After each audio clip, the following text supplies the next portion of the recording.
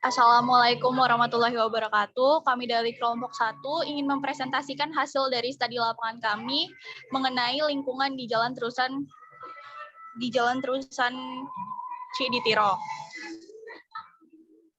Next, yang pertama itu ada pendahuluan, kedua ada wawancara dengan warga, ketiga wawancara dengan RT, keempat wawancara dengan kepala lingkungan, kelima ada wawancara dengan dinas, dan yang keenam itu ada kesimpulan wawancara.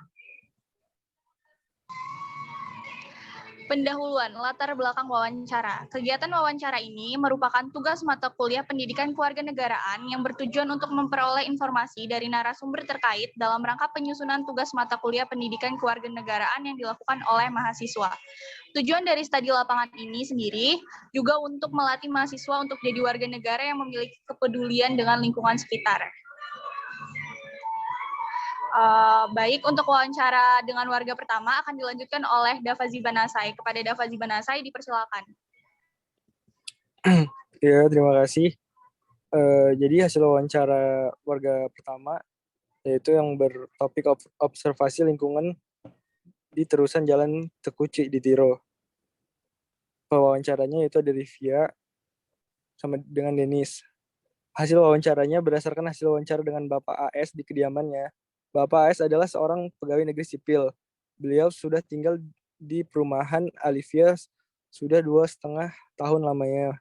Mengenai kegiatan pertambangan yang ada di terusan Jalan Tekuci di Tiro, beliau kurang paham. Namun menurut beliau, sepertinya proyek itu adalah proyek yang nantinya akan dijadikan perumahan.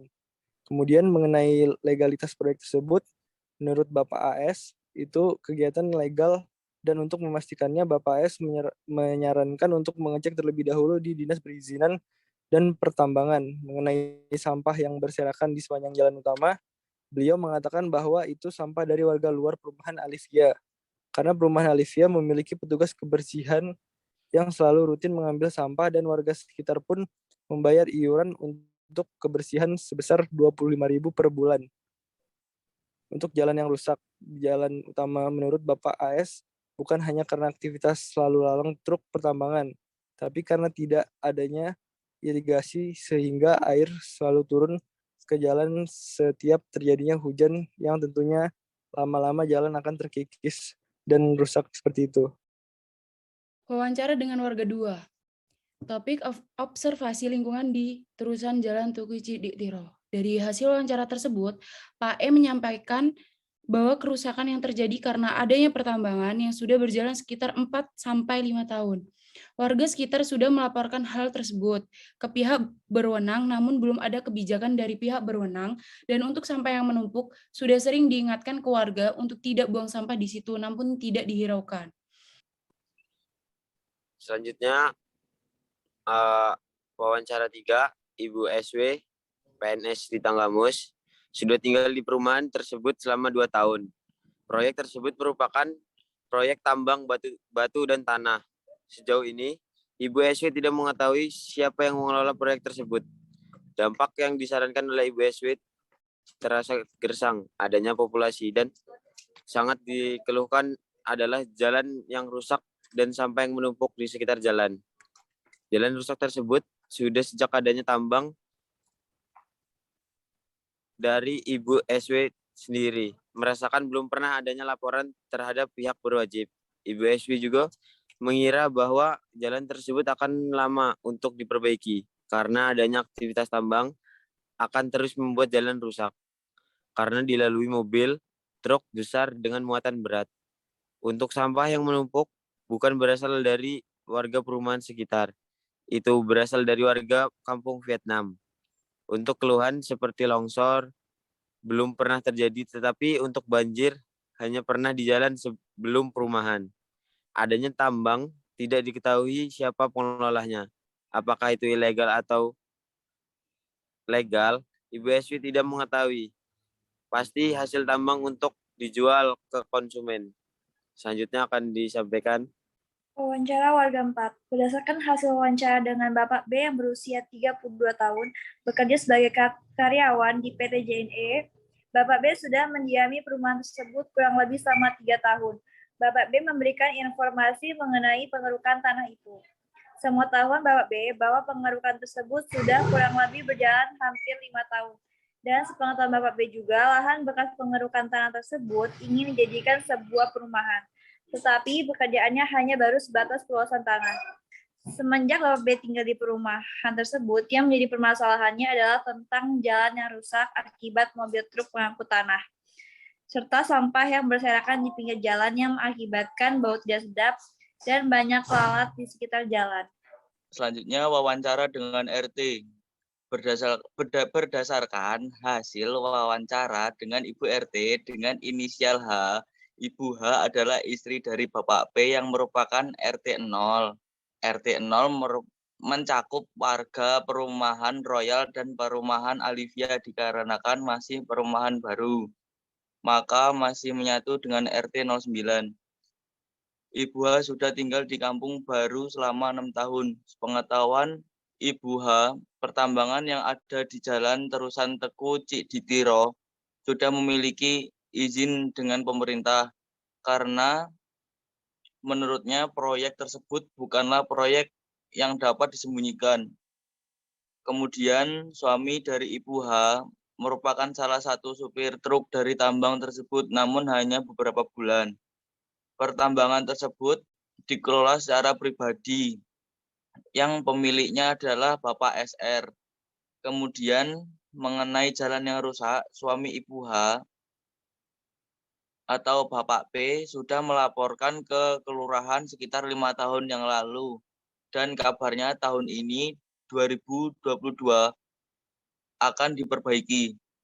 Kemudian untuk sampah yang berserakan di jalan utama, dikarenakan tidak adanya bak sampah yang dapat menampung sampah-sampah. Dan saat ini sudah melakukan pengajuan pula untuk bak sampah.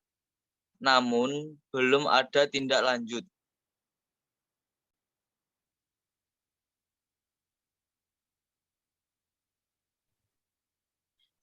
Wawancara dengan Ketua Lingkungan.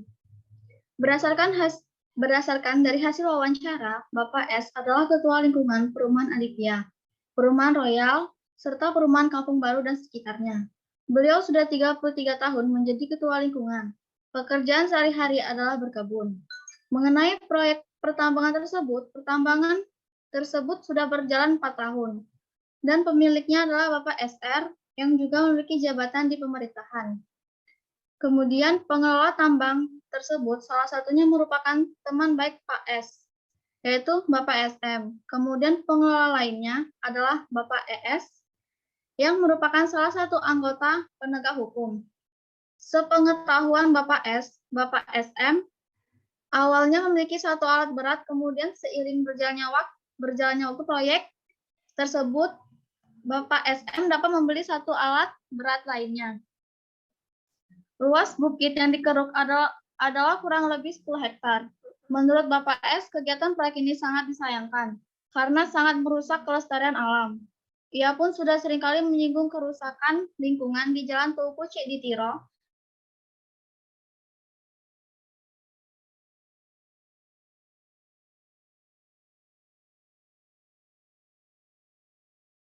Kemudian, pekerja yang ada di pertambangan itu mayoritas warga sekitar, yang nantinya proyek tersebut akan menjadi perumahan. Kemudian mengenai jalan yang rusak, menurut Bapak S, dikarenakan aktivitas dump truck, proyek tersebut yang selalu berlalu lalang setiap hari. Selanjutnya mengenai sampah yang berserakan itu tidak semuanya berasal dari warga sekitar, melainkan warga luar pun ada yang menaruh di sana, dan sampai saat ini belum ada solusi. Selanjutnya akan dibacakan oleh Yebilki Sifa.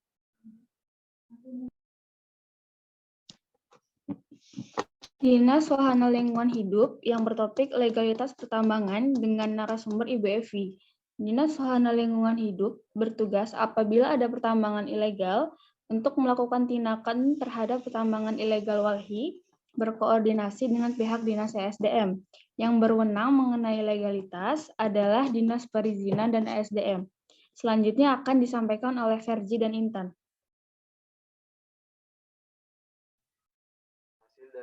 Wawancara dengan Dinas SDM, sebelumnya Bapak tersebut berkata bahwa apabila bisa menjawab pasti, dijawab. Untuk perizinan pertambangan tersebut, dulunya di provinsi, lalu tahun 2020 pindah ke pusat daerah Setelah itu pertambangan tersebut tidak terdata di Dinas SDM. Selanjutnya akan diteruskan oleh Intan. Dinas SDM sendiri hanya berwenang dalam pembimbingan dan pengarahan mengenai legalitas. Yang berwenang itu pihak hukum. Dan untuk perizinan pertambangan itu ada 3 pokok, yaitu 1. Wilayah izin pertambangan untuk menentukan lokasi. 2. Izin usaha pertambangan eksplorasi, tujuannya untuk menghitung cadangan yang ada dalam pertambangan, metode saat penambangan. 3. Izin untuk pertambangan operasi produksi. Ketika sudah mendapatkan izin tersebut, pertambangan bisa berjalan. Setiap perusahaan yang melakukan penambangan ilegal maka dikenakan UU nomor 3 tahun 2002 pasal 158 yang berbunyi setiap orang yang melakukan penambangan tanpa izin sebagaimana yang dimaksud dalam pasal 35 dipidana dengan dana penjara paling lama 5 tahun dan denda paling banyak 100 miliar rupiah. Selanjutnya akan dibacakan oleh Naswa. Dinas Penanaman Modal dan Pelayanan Terpadu Satu Pintu. Dinas Penanaman Modal dan Pelayanan Terpadu Satu Pintu tingkat provinsi menangani segala sesuatu yang berkaitan dengan perizinan. Berdasarkan pernyataan dari Ibu Muti, pengerukan bukti termasuk pertambangan karena materialnya berupa pasir. Namun, untuk wawancara lebih dalam mengenai izin pertambangan memerlukan surat resmi dari universitas, bukan dari dosen pengampu. Dan setelah itu pihak dinas akan menentukan jadwal mengenai wawancara yang akan dilakukan. Berikutnya akan dilanjutkan oleh Denis. Wawancara dengan UKM FIMEPA. Hasil wawancara dari narasumber di atas yaitu 1. Cari tahu dari mana sampah itu datangnya, apakah dari warga sekitar atau dari warga luar. Kalau mengenai pembersihan sampah, mungkin bisa diadakan yang namanya gotong royong untuk membersihkan sampah dan dipasang papan peringatan untuk tidak buang sampah di tempat tersebut.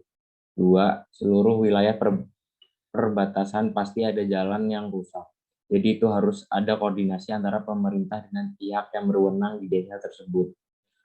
3. Harus ada surat legal, harus ada pajak usaha dari pertambangan tersebut. Jadi harus ada penindak lanjutan dari pihak yang berwenang. Selanjutnya akan dibacakan oleh Herlidia. Wawancara dengan UKM F Pilar. Wawancara dari Faras Alif, pengurus UKM F Pilar, FEB Unila, didapat pertambangan ilegal seperti itu harus ditindaklanjuti karena hal itu dapat merugikan warga sekitar, seperti jalan-jalan yang rusak karena keluar masuknya truk proyek. RT harus melaporkannya kepada lurah agar masalah tersebut cepat ditangani. Namun jika dari RT tidak bergerak, kita sebagai mahasiswa dapat turun tangan untuk membantu hal tersebut. Atau bisa dibilang kita bisa menjadi pelapor dalam masalah tersebut. Selanjutnya akan dibacakan oleh Ikrar Dirgantara. Wawancara dengan UKM F Mahepal.